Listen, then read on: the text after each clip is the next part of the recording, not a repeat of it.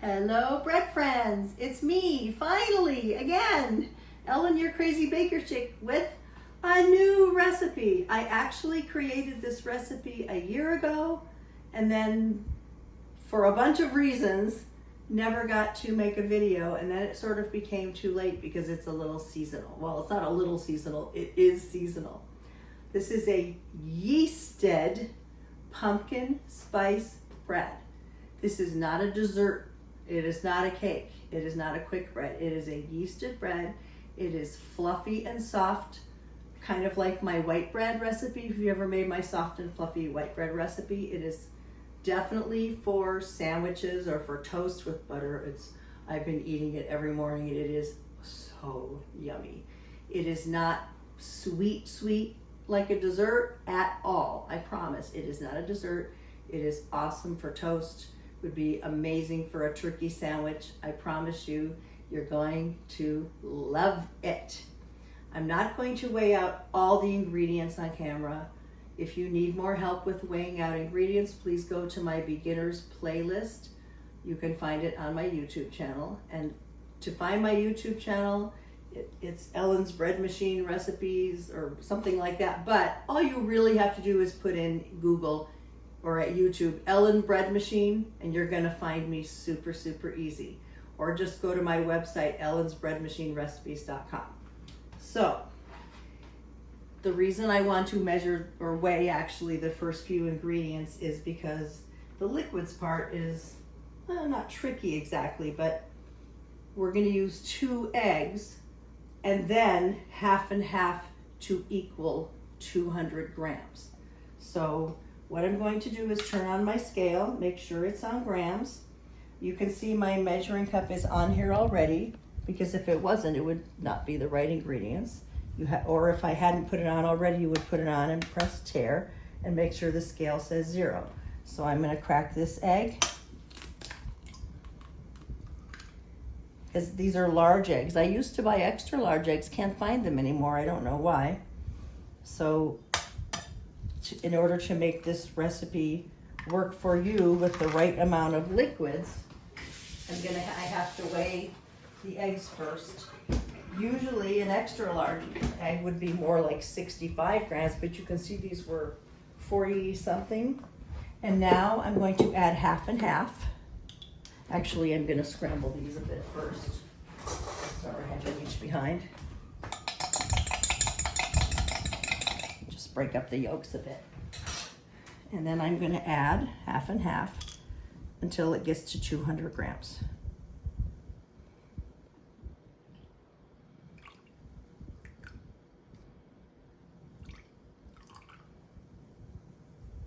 There, wow. Oh.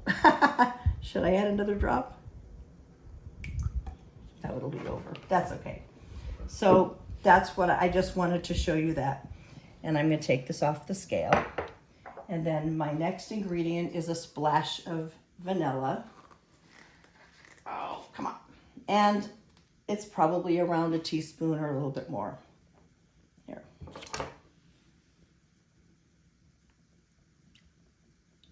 Maybe, yeah, a little teaspoon and a half. It's not super crucial. Okay. The other thing I want to show you before I can put that in, but the next ingredient is the star of the show, pumpkin. Please do not buy pumpkin pie filling. You just want pure pumpkin. I don't care if it's Libby's brand. I don't think it matters that much, but just plain old pumpkin that you would use to make a pumpkin pie from scratch. Okay, so the rest of the ingredients are, so we have eggs, half and half, pumpkin, vanilla extract, bread flour. I always use King Arthur, and no, I don't get paid. I don't get paid for that. In fact, I do not have any sponsorships whatsoever. I do not make a single penny from any YouTube videos, from my website, anything. I do not monetize my videos. I do not have sponsors. I make 0 money. This is my fun passion project from during retirement. Okay, so I'm going back to the ingredients now. Eggs, half and half, pumpkin, vanilla, bread flour, sugar, salt, cinnamon, ginger, cloves and nutmeg, that's to be expected, and then butter, and of course the yeast. And I use SAF instant yeast, and for this bread, since I'm using 70 grams of sugar, I will use the gold label, SAF gold label, and that is for sweeter doughs. I don't want to bore you by weighing all the ingredients and put them in the bread pan, so we're going to turn off the camera, and it'll be a blip for you, but a little while for me. By the way, I forgot to say that the pumpkin is a liquid in this case. It's sort of a liquid anyway, and so I put it in right after the eggs, vanilla, and half. And then come the dry ingredients, the flour, sugar, salt, cinnamon, sugar, cloves, and nutmeg. Finally, the butter, and then the yeast. Oh, by the way, and that is if your bread machine takes liquids first, and then dry ingredients, and then butter, and then yeast. Your machine may differ. Just a little note, a little reminder how to layer your ingredients. If your bread machine's instruction book says to do liquids first, I already said I did eggs half and half, the pumpkin, the vanilla first. Then on top of that, I put my bread flour. And then I always, just my routine, so I know what I've put in case I get distracted. Sugar on the right, salt on the left. Here are the spices and the butter on that side, and then the yeast that I make a little well, a little hole, put in the middle. And I'm gonna set this for dough course, which on my Zo Virtuoso Plus Zo Girouche is course 11. I'm going to set a timer for 28 minutes. That is, my machine rests for 23 minutes, and then it mixes and kneads for 5 minutes, and that's when I check the dough consistency. And I will show you, because every single time after 5 minutes of kneading, you must check your dough consistency to make sure it is not too wet or too dry. I promise I will show you. So in the blip of a second for you, I have 16 minutes 46 seconds on the timer I set for this one to check the dough. In the meantime, I've set up a whole next pan full of ingredients, and this time I'm going to set it for course 1 on my bread machine, Zo Girouche Virtuoso Plus. Course 1 is white bread, and what I'm going to do, I put in the ingredients exactly the same, but I'm going to bake it all the way through in the machine. I haven't done that yet with this recipe. I make it a surprise. It may rise too big, and that's okay, because in that case, my engineered husband helps me do the math to reduce it by about 15%, and then it's not too big.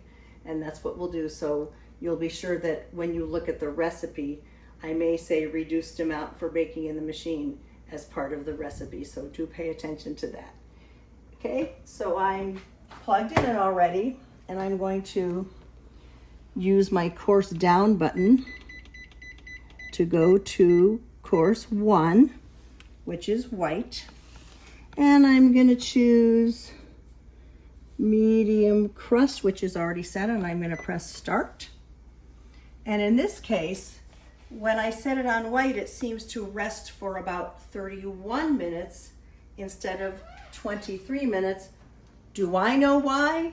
I do not, but I'm going to set a timer right here for 31 minutes.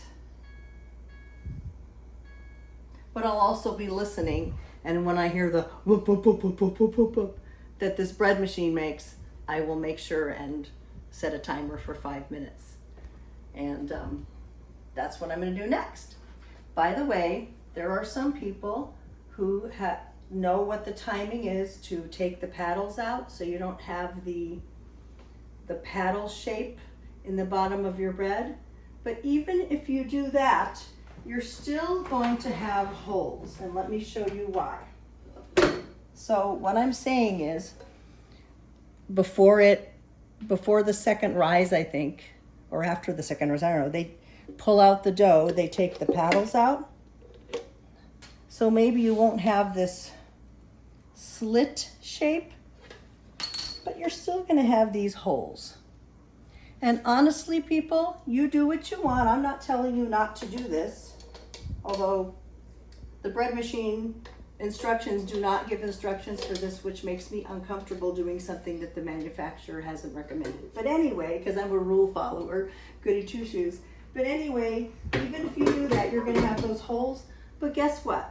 When you slice your bread, those paddle slits or the holes from the spindles, they sort of disappear when you slice your bread.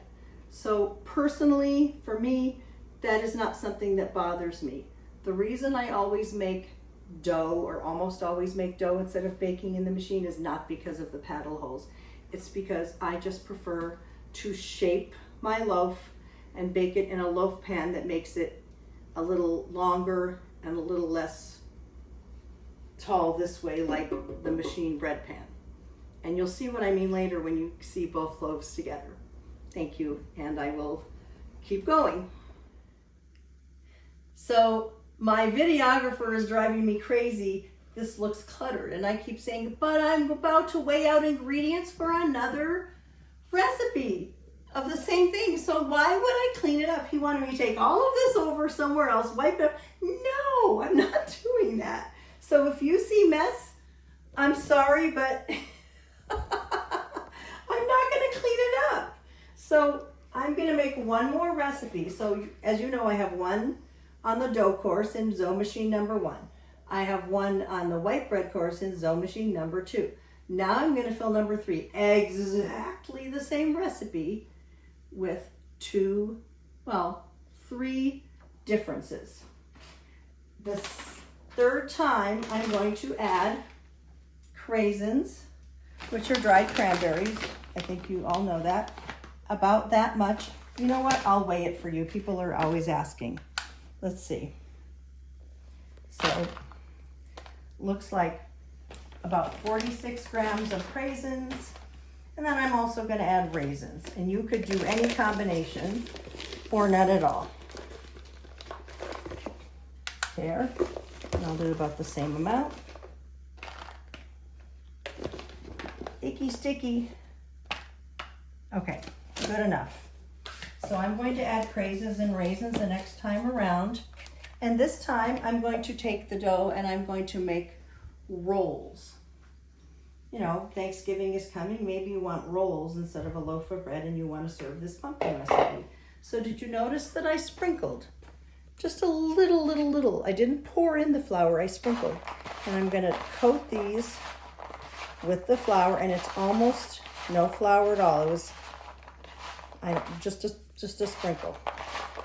And the reason I do this is because since they are dried fruit and they are sticky, they can clump together in your dough. And we don't want clumps, we want them to be distributed. So I'm going to put these aside. We're going to turn off the camera and I'm going to put yet another recipe, same thing. I don't want to waste the pumpkin because I still have pumpkin in the can. So I'm going to do another whole recipe. I'm going to set this one on dough, but for the dough, I'm going to make rolls. And when the ad beep goes off, which is about 9 minutes, oh, there's bread machine number 1 starting. When the ad beep goes off, when it's time to add the extra things, the mix-ins, I will add these raisins and craisins, and we will have pumpkin spice raisin and craisin rolls, and I'm going to make some rolls with them to try it. And I haven't even tried this yet, so you're my guinea pigs. I'll see you in a bit. My timer for bread machine number 1 for the dough course, the first one I put in that you watched. It's been 28 minutes, which is 23 minutes of rest or preheat and 5 minutes of kneading. It's time to check the dough consistency to make sure it's a nice smooth dough ball and not too wet or too dry. Let's see. Oh my gosh. Wow. So I'm gonna put my finger in. It is tacky, but not sticky. And another telltale sign is it's pretty clean. There's a little bit of, a little bit, but it's pretty clean around the edges. If you see any dough kind of like around the paddle right here, that's a telltale sign of the dough being too wet, and you would add a tiny bit of flour, and I mean like a teaspoon or so at a time. This dough looks great. I'm letting it go.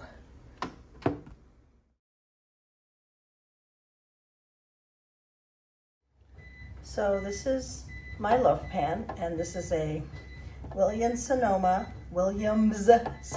Gold Touch loaf pan. They call it a 1.5 pound, but for me, I use it for my 2-pound recipes. They give you a warning that you cannot use the brand name Pam on this surface. So I use this canola oil spray from Costco. So I spray my bread pan, and then I put the parchment in,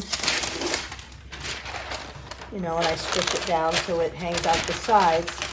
It makes it so easy to get the bread out to put on the cooling rack, which you'll see me do later. So I was right. The rest for course 1, at least in my kitchen with my weather, in fact, there's my timer, 31 minutes. The machine just started kneading. That's zone number 2, the one we're baking in the machine.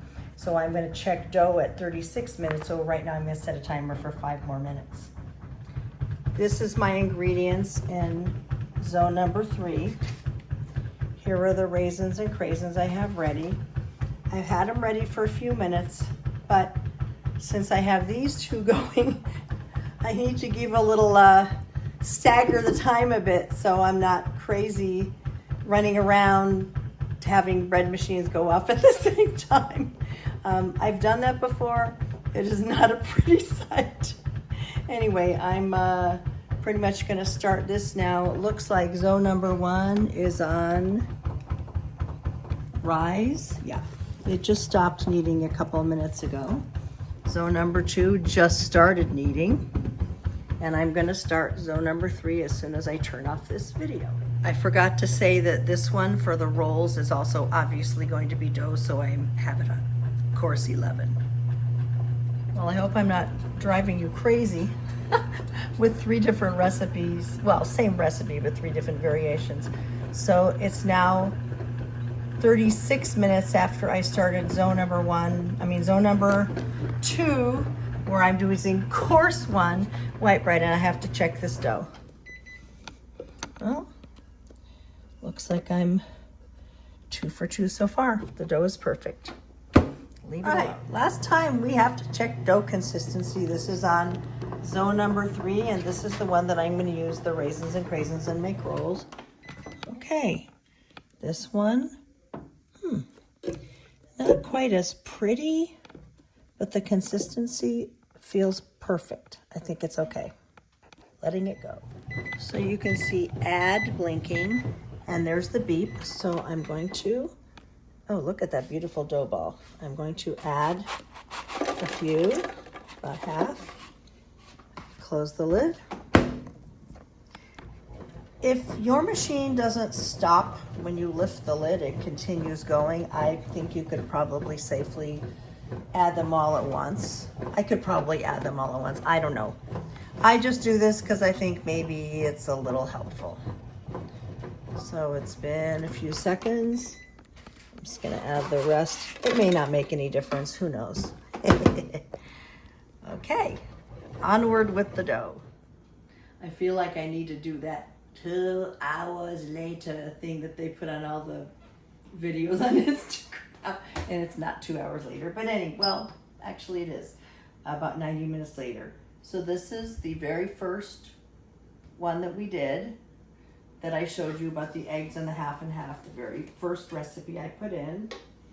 What I do is I dump it out. It's not sticky enough to even need flour. You can if you want to, but I take my paddles out right away, because if you look in there, you're gonna see there's dough on the spindles and around. It's hard to see from here, but I guarantee you they're there. As soon as your dough or your bread comes out, you want to get the paddles out. Don't burn yourself if it's hot, obviously. Put a drop or 2 of dish soap, and I just fill it to above the spindle. You don't need to fill the whole bread pan.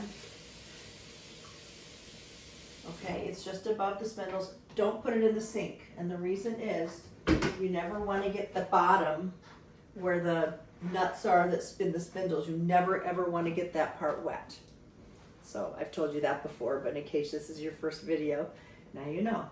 I don't need to do much to this. It's pretty well shaped. You don't need to knock it down. I mean, it may get knocked down a little bit.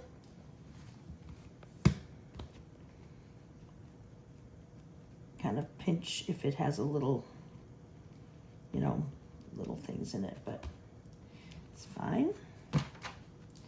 So I just kind of look at my loaf pan, and I showed you earlier that I sprayed the loaf pan, and this is how I put the parchment in. Makes it really easy. I'm just gonna try to smooth that little crack. Again, even if there are imperfections in the top of your loaf, when you bake it, when you slice it, it doesn't matter. So I'm just gonna plop this in, and I kind of sort of push it in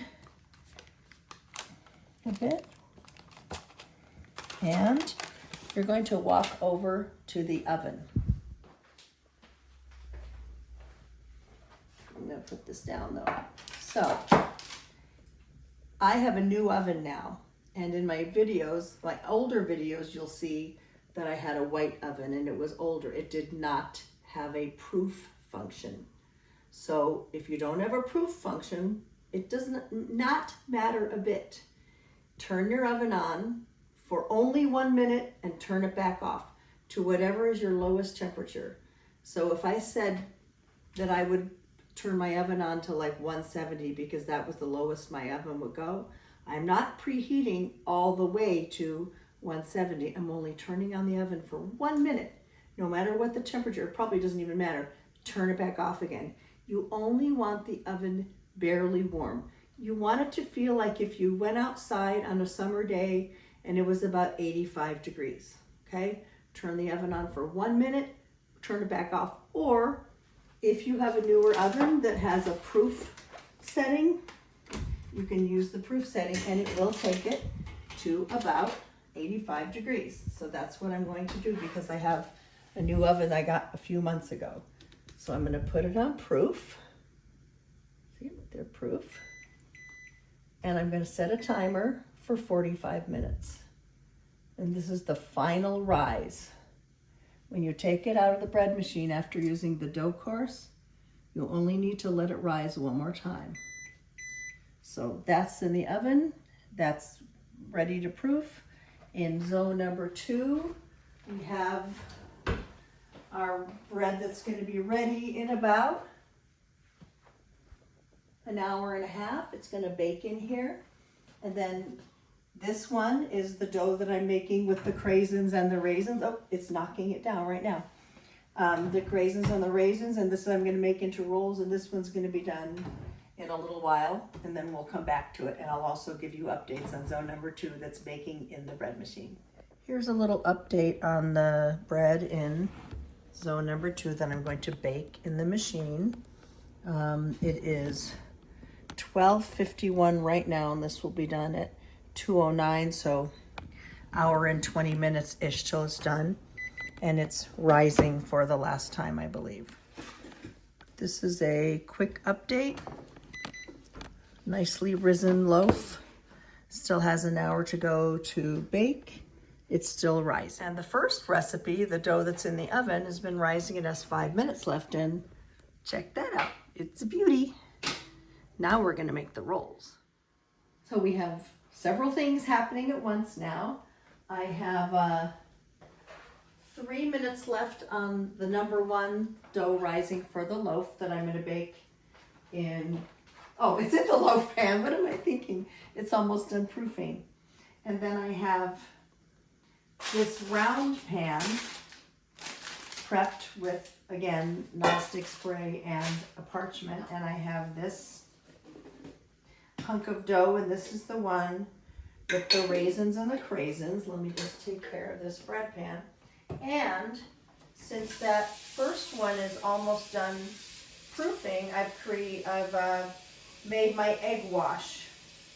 An egg wash is simply 1 egg beaten, a splash of water. I don't measure a teaspoonful or whatever. I just fill some in my hand and go pink, and then a pinch of salt. You don't have to use the salt, but I've been seeing a lot of professional bakers do that. I started. Okay. So this is the raisin craisin dough, and this is the dough that I'm going to make into the individual rolls. So I'm going to turn on my scale, and I put clean foil in and blunk, So now I have to have, what is that divided by 20? I usually use my phone when I'm not videoing. About 55, 56. Okay, about 55, 56. Okay, we'll go with that. So I'm going to start cutting up the dough. Should we turn the phone off and do the calculations? Okay, it'll be fine. That's usually what I get about there. So that's 92. Wow. Doesn't look like it, does it? Nope. All right, that's close enough, but what we were gonna do is put this aside for a minute because this loaf, I'm gonna turn off the proof, take this out. Isn't that pretty? I'm going to preheat my oven to 350. I use 350 for white loaves and 375 for whole grain or partially whole grain. So again, this is just my egg wash. It's optional, you don't have to do it, but it kind of just gives the top of the loaf a pretty sheen and a kind of a pretty color, golden brown. Totally optional. And there's the timer from the proofing because I took it out a minute early. Okay, so I'm going to put this one aside to put in the oven when it's heated up. Back to the rolls. Okay, so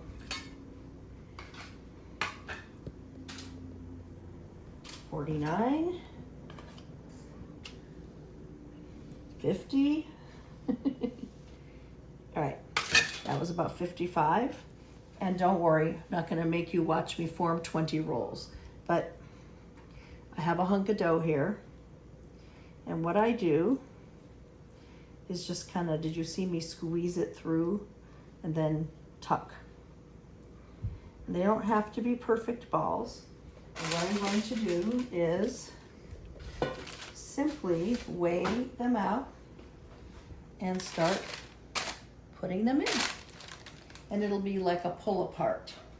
If you wanted to bake these in muffin tins, so they were little individual rolls, you could do that too. You can shape them however you want.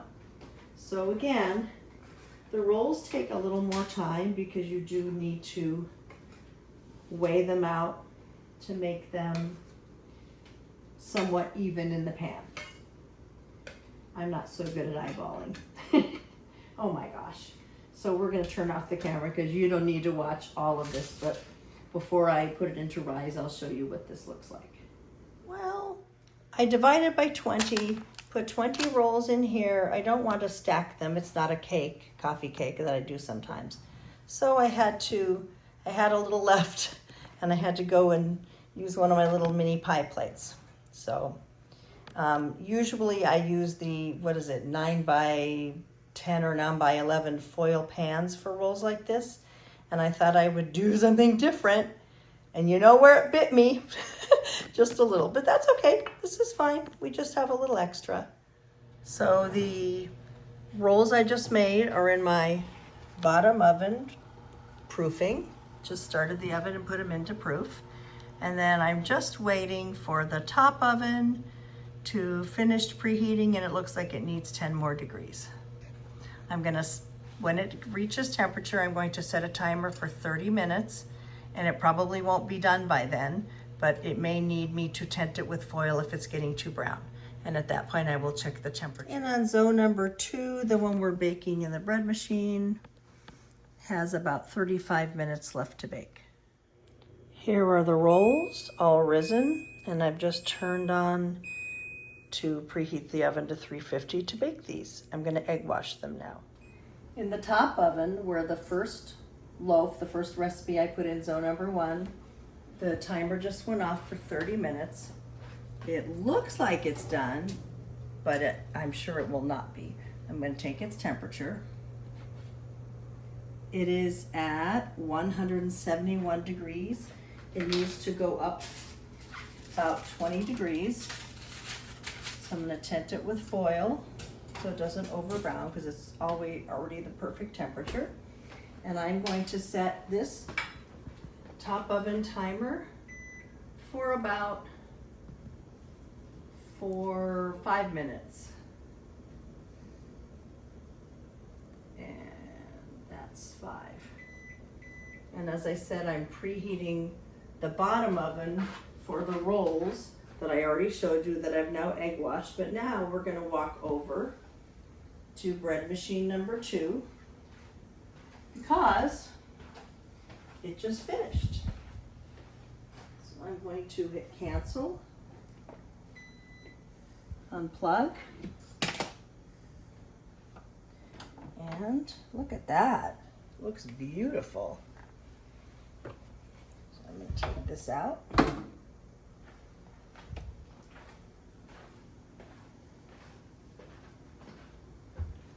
I'm going to hope that the bread just comes out. And I kind of do it where I twist my arms around like this. It's very awkward, so I'm going to do that first. And then I'm going to do this. Oh, that came out really nice. So put that there for a minute. I'm going to flip that over. And this is the loaf baked in the machine. I will show you what the inside of the pan looks like. So that little bit stuck, no biggie. What I'm going to do right now is put the dish soap in. And I can't take the paddles out yet because I would burn myself. So what I'm going to do is fill it with cold water and dish soap. And I'm going to leave it a few minutes. And when I can reach in there without burning my forearms on the sides, because boy have I done that quite a few times. This is one of the reasons I prefer using the dough cycle. This is just a very awkward part of the thing. So holding it with your mitts, I'm gonna put in a drop of this. Yeah, I can do this with one hand. And I'm gonna put cold water in here. And even though I said before with the dough course that I only put the water just above the spindles, because I want this to cool down a little faster, I'm going to put a little more water in than that. I have a hot pad over here, and I'm going to leave that for a few minutes, but as soon as I think that I can safely put my hands in there and take the paddles off, I will. Now sometimes getting the paddles out after you've baked in the bread pan, the paddles don't want to come out easily. Oops. So you kind of have to do this, hold on to the paddle and wiggle and jiggle and wiggle and jiggle and wiggle and jiggle and wiggle and jiggle. And if it doesn't come out, wait a few minutes, try again. It will work. Okay? So I'm going to leave that for now. So again, this is from the bread machine number 2, and it was the one baked in the machine. And it smells, oh, it smells so good. Obviously, the one that we checked in the oven a few minutes ago is almost done. We're going to turn off the camera, but it'll be a blip for you, and we'll turn right back on again when I get that out. So now we're going to take this one's temperature again. Yep, see, it picked the foil right off. And it should be close. Oh, it only gained 10 degrees. I guess we're letting it go another few minutes. It's at 180. I want it to be between 195 and 200. Yay. Ah! Really? All right, that's gonna have to be good enough because I don't want to burn myself. All right, we're gonna give it another 5 minutes.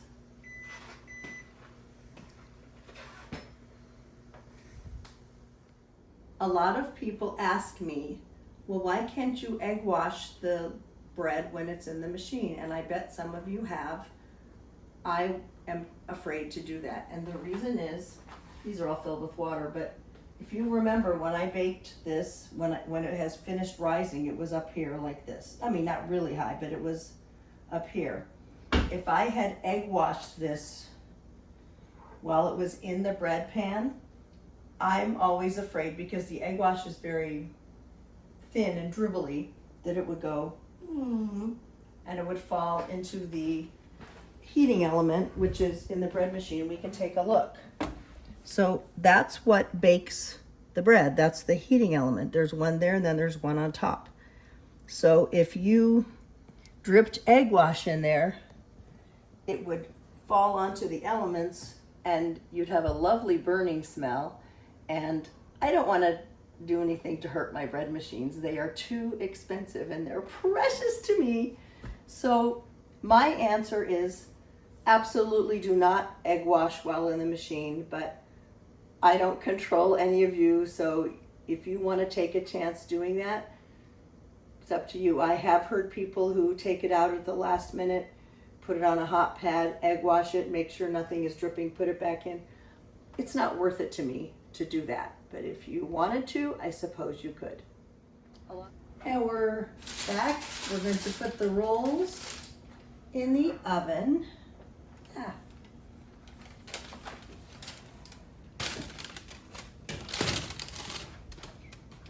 And I'm super excited about tasting these because I haven't done this before. Set the timer, I think, for maybe 20 minutes on this one. Probably take a little more, but I don't want to burn them. So better safe than sorry, better early than late, right? All right, and the bread at the top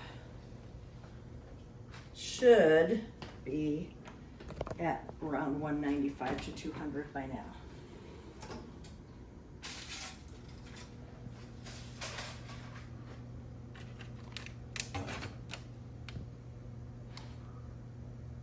Yep, 198, perfection. All right, put this there for a minute and close my oven. Turn off the top oven. Guess I could have baked the rolls on the top. I didn't think about that. So you can see that the egg wash gives a nice shiny touch. Does it affect the taste? Of course not. It just really affects the presentation. And the reason I use the parchment is because I can do this. So nice. And I can grab this, put it in the sink, and fill it with some water and detergent to make it easier to clean. Not that it would be hard to clean, it's non-stick. And then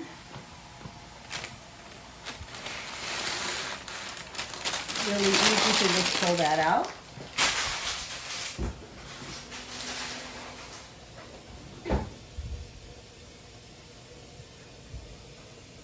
And let's do a comparison. So let's put these end to end.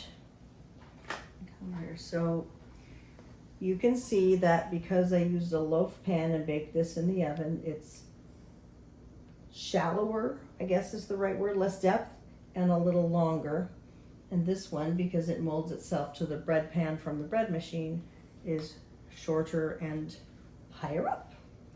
Not that that makes a lot of difference, although some people complain that these big slices don't fit in the toaster. These aren't really super small slices either because it is a 2-pound loaf.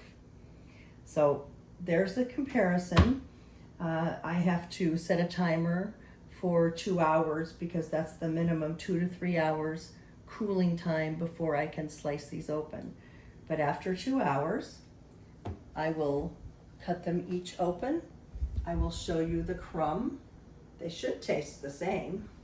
I don't know why they wouldn't, but just the outside. This crust may be a little crustier and this crust feels kind of a little softer.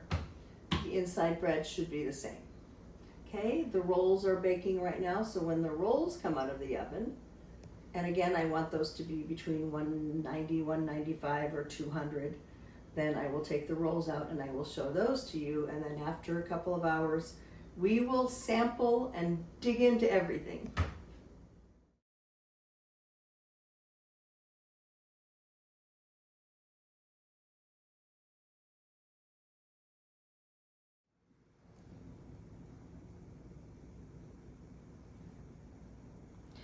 The rolls took 25 minutes, and I think the bread that I baked in the oven took about 40 or 45 minutes. This one I just put on medium crust and assume it's done on the inside. I did not take its temperature because that was baked in the bread machine. Can't wait to dig in when these are cool.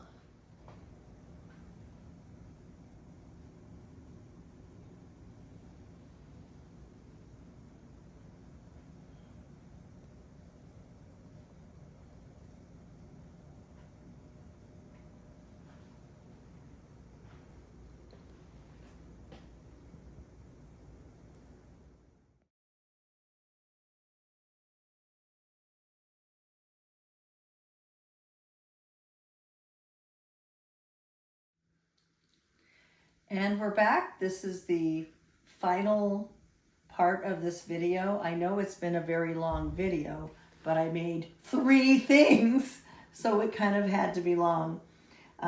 If you look over here, you see that someone, and her name is Ellen, couldn't resist. And I gotta tell you people, the raisins and craisins, or one or the other, absolutely amazingly delicioso. So good. The tartness of the craisins, oh my God. The sweetness of the raisins, yes, so good. And then we have our 2 breads. So it's the big reveal time. First, I will show you what these look like inside. They are soft and pillowy, heavenly. So, so, so good. I don't want to take this apart. I mean, it's the same. I don't want to take it apart because I'm going to stick it in the freezer a little bit later and keep it for if I have company, you know, so then I have something made. But it definitely, definitely, definitely worked so good with the raisins and craisins. Okay, so I'm gonna get these out of the way, and I'm gonna cut slice off of this one, just as a reminder that this is the one that was done 100% in the machine. I haven't done this yet, so you get to see it as I see it.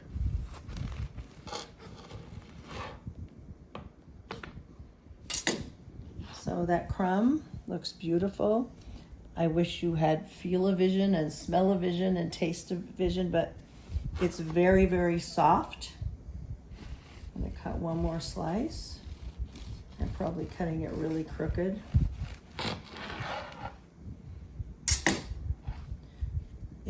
I wish you could feel it. It's soft as my white bread. It's soft as like a challah. It's a beautiful, soft, fluffy bread. So my husband and I were talking about how to use this bread. Now, I personally would eat a turkey sandwich on here, a chicken sandwich. I would, oh my God, a peanut butter sandwich, cinnamon toast, you name it. I would eat it this way. But then we were talking about, would you put mustard on it? Maybe not. But a day after Thanksgiving, where people do like stuffing and turkey and cranberry sauce on a sandwich, so ideal. So of course, that's all up to you. Anyway, but this is the crumb. So totally soft, wonderful texture. It tastes as good as the rolls. I know what it tastes like, so I'm not going to taste it in front of you for me to go, I don't really need to do that. And then let's cut open the one that I made on dough course. Same recipe, just made on dough. baked in the oven, egg washed on top for the pretty brown color and the sheen.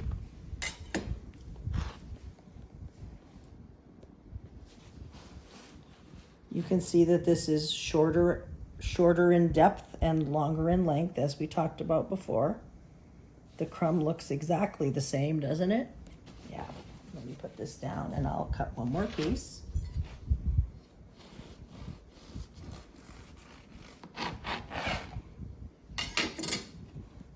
Beautifully soft and fluffy.